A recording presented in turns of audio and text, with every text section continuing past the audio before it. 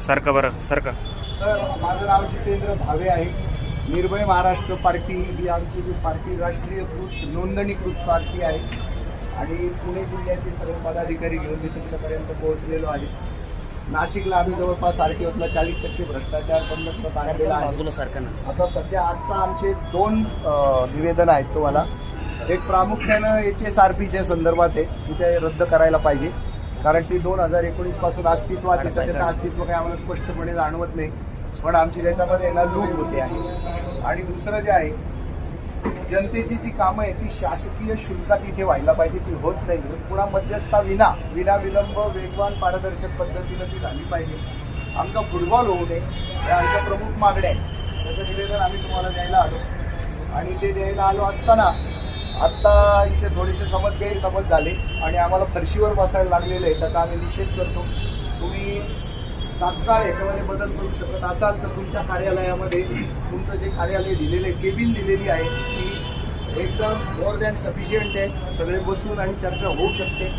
जर तुम्हाला तो बदल करायचा नसेल तर आम्ही इथे बोलू शकतो तुमच्याशी. आमचं हे म्हणणं आहे की फरशीवर आम्ही याकरता बसलो की आम्हाला अडवणूक झाली, पण ती जर अडवणूक नसेल आम्ही सन्मानानं तुमच्या समोर बसून आम्हाला शांतपणे गांभीर्यानं तुमच्याशी चर्चा करता येईल. यावर तुमचं काय ओपिनियन ते आम्हाला सांगा. 5 जण यांची तुमची कोणतरी असेल, 5 जण घ्या, 5 जण या, तुमचं काय असेल शिष्टमंडळ घ्या, सगळेजण जाता येणार. ऐका, त्याच्यावरच तर चर्चा आहे सर. केबिन आम्ही खूप मोठं बांधलंय, त्याच्यामध्ये 10-15 खुर्च्या ठेवल्या आहेत आणि आमचे 10-15 पेक्षा जास्त माणसं नाही. आणि अधिकारी जे आहेत ना ते सक्षम आहेत, सगळ्या परीक्षा देऊन उत्तमरित्या पास झालेले आहेत.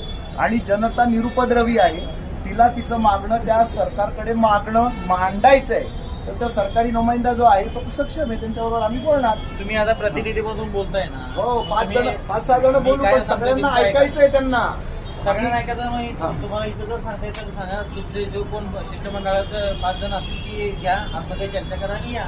परत एकदा सांगतो, सरांना कळलंय, तुम्हाला परत सांगतो.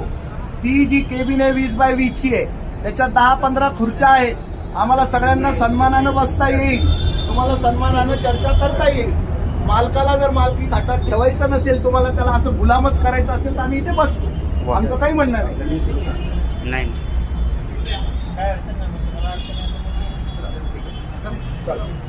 वंदे मातरम. वंदे मातरम. वंदे मातरम.